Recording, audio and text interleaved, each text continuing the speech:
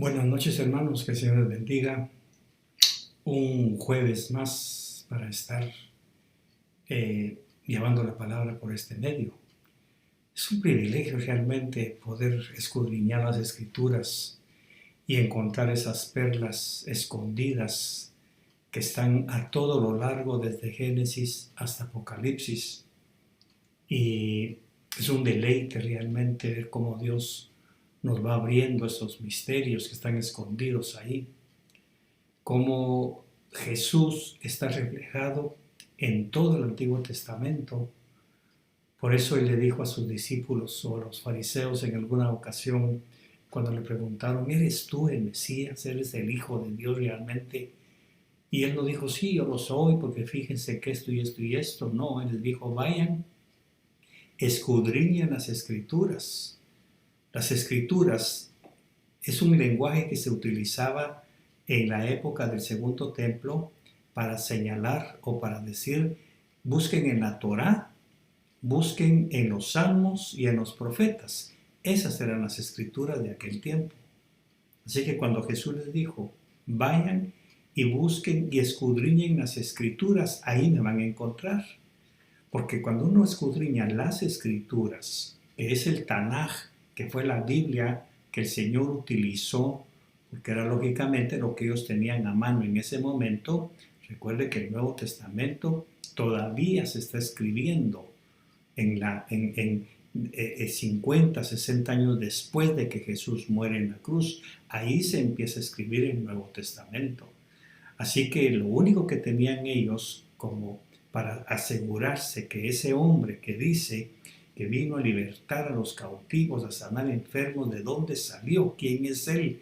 Investiguen en las Escrituras. Repito, en los 5 libros de Moisés, en los Salmos de David y en los profetas. Esas eran las Escrituras.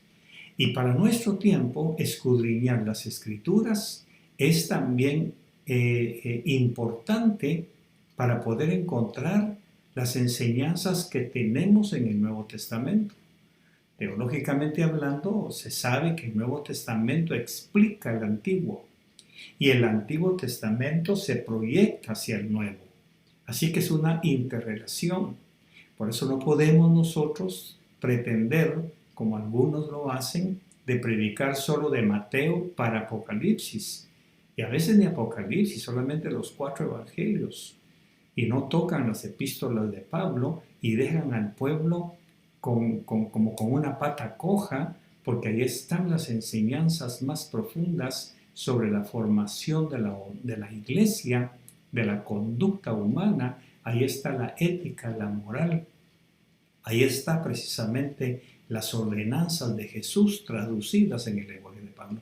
Pero estoy haciendo esta pequeña introducción para que ustedes se preparen emocional, física y espiritualmente para lo que vamos a estudiar en esta oportunidad. Para mí estudiar la personalidad de los grandes hombres de la Biblia es un deleite y hacer un buceo en medio de ellos, averiguar sus conductas, aprender de sus traumas, de sus conflictos, de sus dificultades emocionales a causa de su nacimiento, su crecimiento, su formación. Porque algunos héroes, o de los que la Biblia llama héroes en Hebreos 11, porque fueron realmente hombres que tuvieron miedos, temores, vacíos en el alma y que los hicieron sentirse poca cosa hasta que llegó la ayuda de Dios.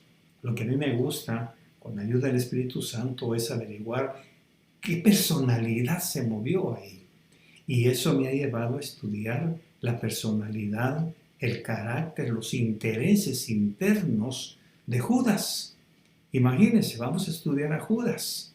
¿Qué tiene que ver Judas con nosotros? Es un personaje prácticamente olvidado en los avatares de la historia. Judas es un personaje que casi nadie se ocupa de averiguar qué lo motivó para traicionar a su maestro, qué intereses ocultos tenía este muchacho, este apóstol, para que haya cometido ese pecado, qué lo llevó a hacer eso. porque en alguna ocasión, y nunca se me olvida, y siempre lo tomo en cuenta, hay un pedazo de Judas en cada uno de nosotros.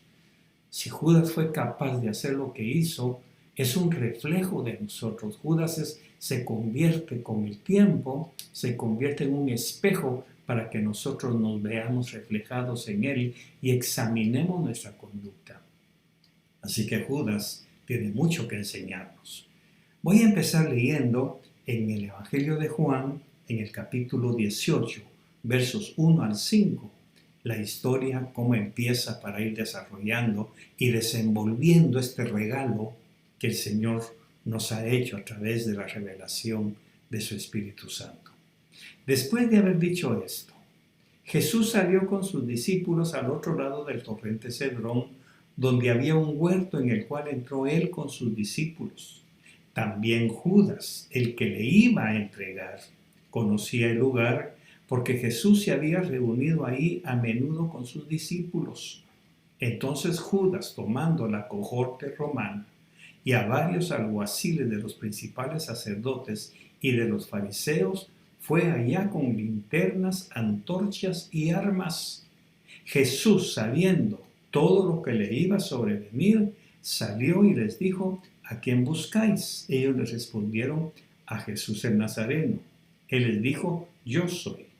Y Judas, el que le entregaba, estaba con ellos.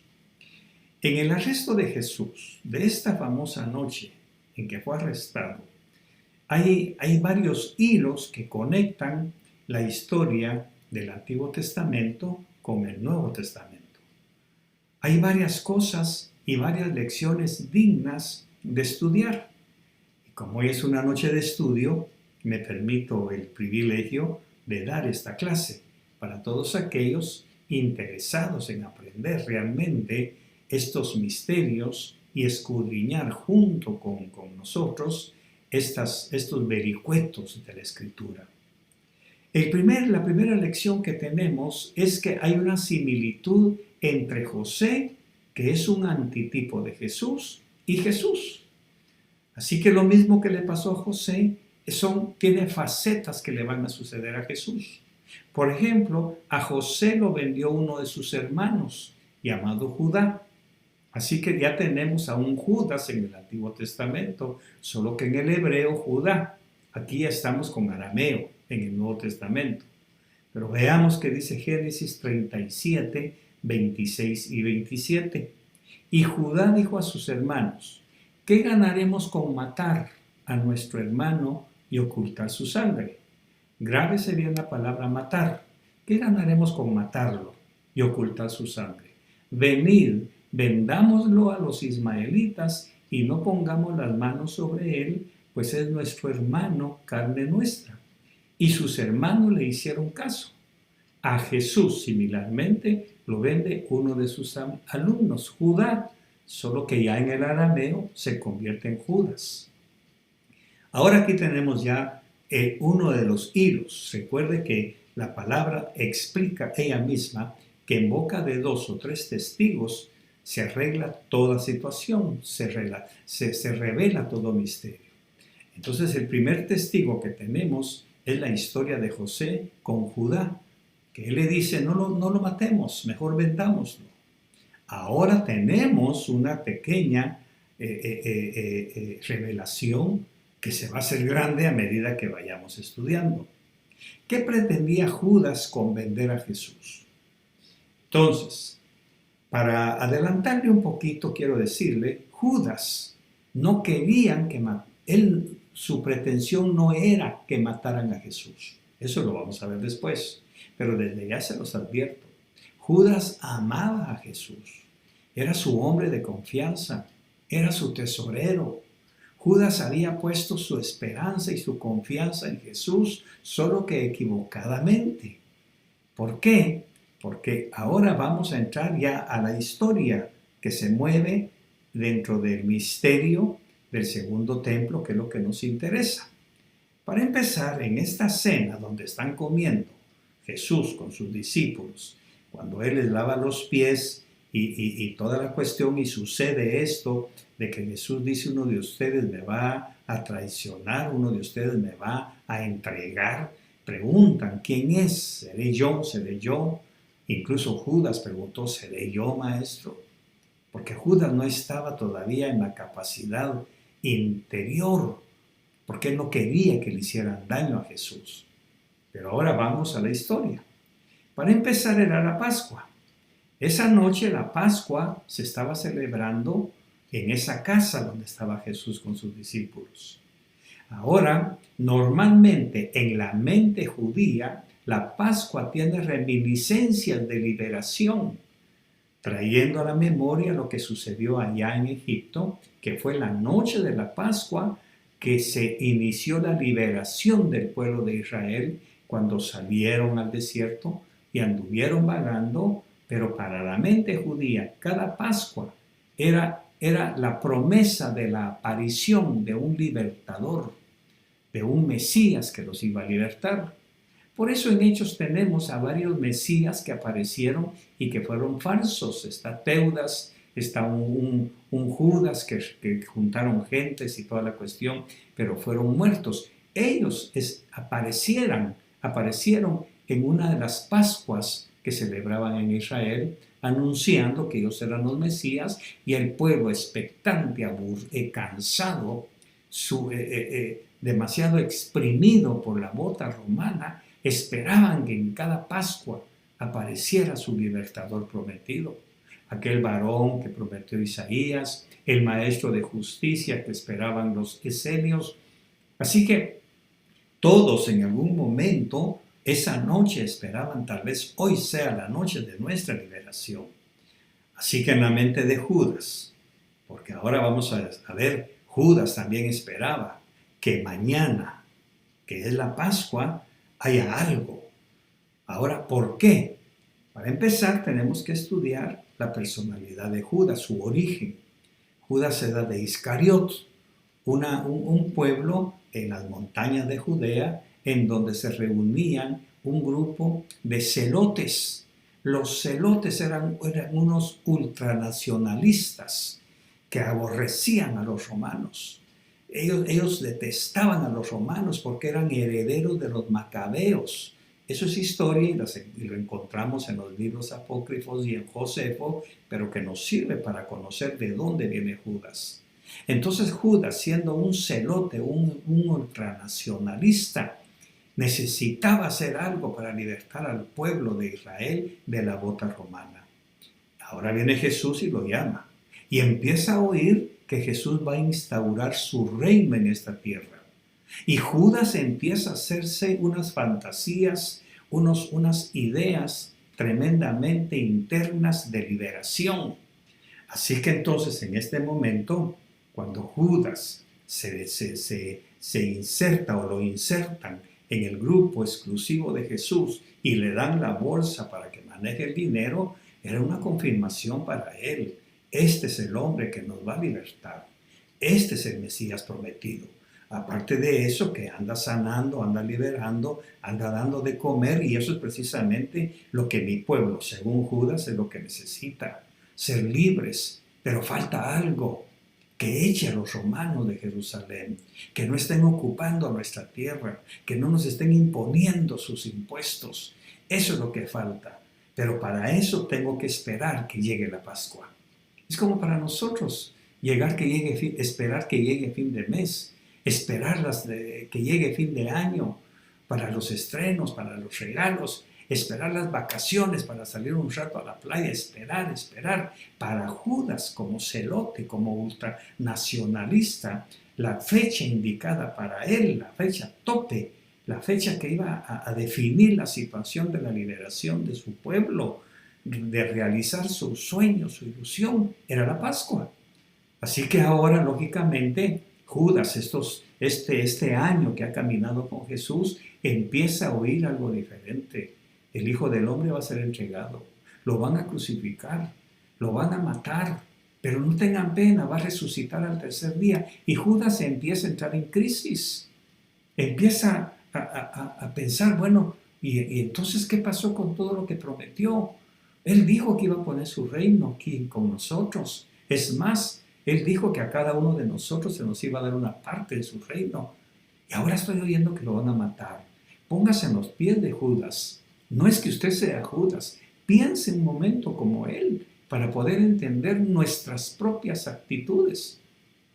Entonces Judas entra en conflicto, un conflicto emocional que le empieza a desarmar todo su andamiaje de expectativas de liberación. Poco a poco va rebajando sus expectativas y entonces la última noche antes de la Pascua, Jesús anuncia a sus discípulos que uno de ellos lo iba a entregar. Eso está en Juan 13, versos 25 a 27. Entonces Jesús respondió, cuando Juan le pregunta, ¿quién es Señor? ¿Quién es? Jesús no le da el nombre de Judas. Jesús le responde con una retórica y le dice, perdón, es aquel a quien yo daré el bocado que voy a mojar.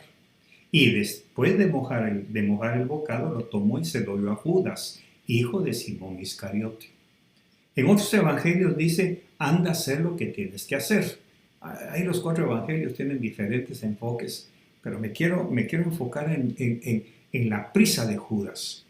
Ahora viene Judas y está oyendo que Jesús está diciendo en la cena, prepárense porque mañana me van a crucificar.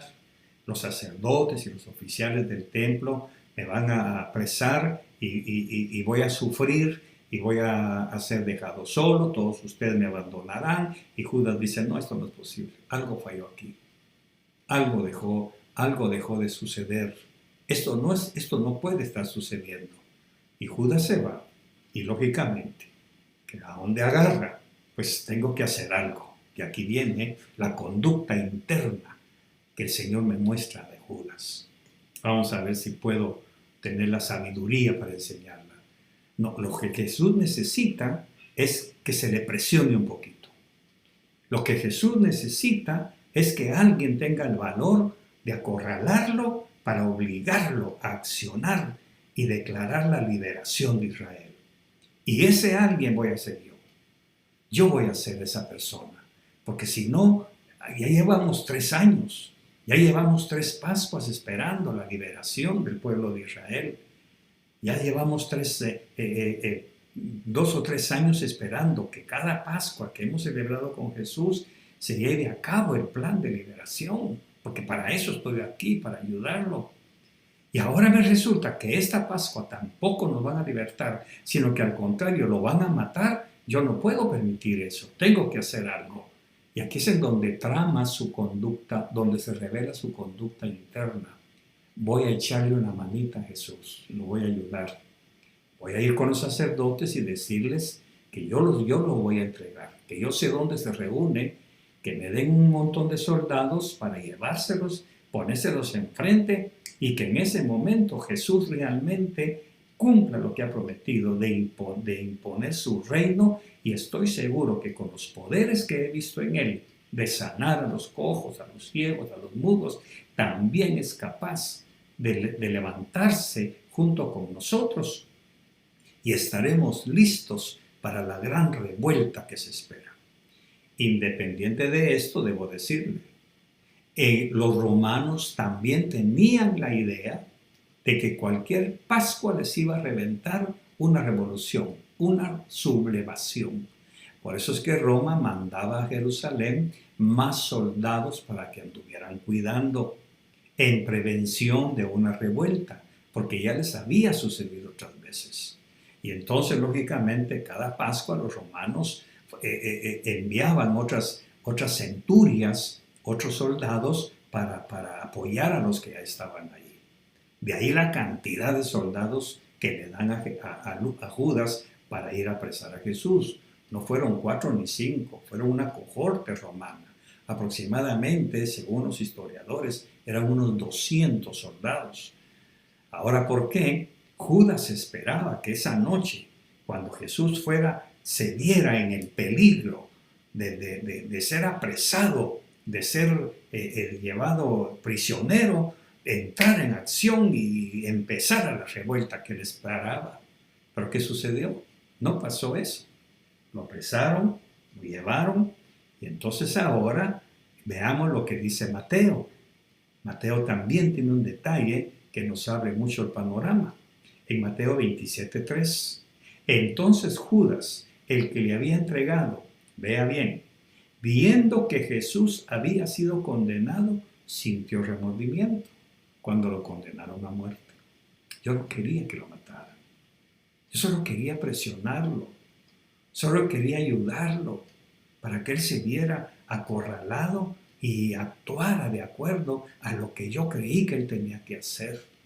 Entonces, cuando oye que lo condenan a muerte, a morir en la cruz, que lo empiezan a bofetear, a insultar y que sueltan a Barrabás, lógicamente Judas se da cuenta de su terrible error de haber querido obligar a Jesús a hacer lo que él quería.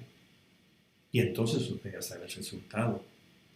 ¿Cuál fue realmente el resultado? Que Jesús fue llevado a la cruz porque no cumplió las expectativas de Judas. Y ahora viene Judas, siente remordimiento, toma un lazo y se ahorca. ¿Qué fue lo que pasó ahí? ¿Cuál fue el pecado realmente de Judas? Para eso tenemos que irnos al tercer testigo. Y el tercer testigo lo encontramos en Josué 10:24, que dice: y sucedió que cuando llevaron estos reyes a Josué, Josué llamó a todos los hombres de Israel y dijo a los jefes de los hombres de guerra que habían ido con él: acercaos, poned vuestro pie sobre el cuello de estos reyes, el pie sobre estos reyes. Ellos se acercaron y pusieron los pies sobre sus cuellos. Con esta acción, Josué le está enseñando a sus guerreros: ¿dónde están los reyes que venimos a vencer? Ah, pues por allá están, tráiganlos, échenlos a la tierra y pongan sus pies sobre sus cuellos, demostrando que el poder está sobre ustedes y que ellos tienen que hacer la voluntad de ustedes. Entonces ponían sus pies sobre sus cuellos y les exigían: te mato o te exijo que hagas mi voluntad. Lógicamente, cualquiera, siendo aplastado de esa manera, iba a decir: no, no, no, tú mandas, yo obedezco, no me mates, tú mandas. Entonces, eso es lo que utiliza Josué para vencer a aquellos reyes. Ahora vengamos, agarremos ese hilo y traigámoslo con Judas. ¿Cuál fue el pecado de Judas? Por eso Jesús dijo: todo pecado contra el Hijo del Hombre puede ser perdonado, pero no contra el Espíritu Santo. Porque Judas lo que hizo fue, figuradamente hablando, cumplir lo que hizo Josué allá. Ponerle el pie en el cuello a Jesús, exigiéndole: haz lo que yo digo, haz lo que yo pienso, tienes que hacer mi voluntad. Ese fue el pecado de Judas. No tanto venderlo, no matarlo, porque esa no era su intención, como vimos allá con Judá y José. Su intención no era matarlo, su intención era presionarlo para que hiciera su voluntad. Entonces, ¿qué es lo que tenemos ahora nosotros? ¿Cuál es la lección para nosotros? A veces, cuando vemos que Jesús no actúa de acuerdo a nuestros deseos, hacemos lo mismo que Judas. No es que lo vendamos y entreguemos a sus enemigos, sino que le ponemos un pie sobre su garganta, sobre su cuello, para obligarlo a hacer lo que nosotros queremos. Es que Dios me tiene que contestar. Es que Dios ha prometido hacer esto conmigo. Es que yo voy a hacer esto confiando en que Dios me va a respaldar. Es que Él me tiene que, y muchas veces, y la mayoría de las veces, estamos presionando a Jesús, queriendo que Él haga lo que nosotros queremos, que nos dé la casa que queremos, el sueldo, el trabajo, la libertad, las vacaciones, el dinero, el bienestar. Es que Dios me tiene que proveer, Dios me tiene que conceder lo que le estoy pidiendo, porque soy su hijo. No, mis queridos, estamos cayendo en el síndrome de Judas. Estamos tratando de ponerle un pie en la garganta a Jesús para decirle: vas a hacer lo que yo quiero, vas a convertir mi vida en lo que yo quiero ser. Y entonces, lógicamente, ¿qué sucede? Judas se ahorcó. Así que Judas perdió toda esperanza. Y dice Mateo que se arrepintió, que tuvo remordimiento. Y entonces en lugar de pedir perdón, que es la ventaja de nosotros, Judas se fue y se perdió. Y cada evangelio cuenta una diferente faceta. Unos dicen que se reventó, otros que cayó de cabeza, pero no es eso lo que yo quiero enseñar. Lo que quiero enseñar es qué fue lo que sucedió con Judas. Que Judas quiso obligar a Jesús a hacer lo que él quería. Y para eso fue que se apareció aquella famosa noche, dándole un beso. Por eso Jesús le dijo: ¿a qué vienes, amigo? ¿A qué vienes? Yo sé lo que tú vienes a buscar. Y muchas veces nosotros, queridos, estamos como Judas, queriendo obligar a Jesús a que haga lo que nosotros deseamos. Pero con Jesús no se puede. Jesús dejaría de ser Dios, dejaría de ser el Dios todopoderoso si Él se acomoda a nuestros planes o a nuestros deseos. Jesús dejaría de ser el Mesías de nuestras vidas. Tenemos nosotros que sujetarnos a sus planes, a sus tiempos, a sus kairos, y no Él a nosotros. Así que esto nos deja una gran lección y nos puede traer a memoria cuántos errores hemos cometido, cuántas deudas hemos adquirido, cuántos fracasos hemos tenido que sufrir porque hemos querido que Jesús se adapte a nuestros deseos, que Jesús se adapte a nuestros planes.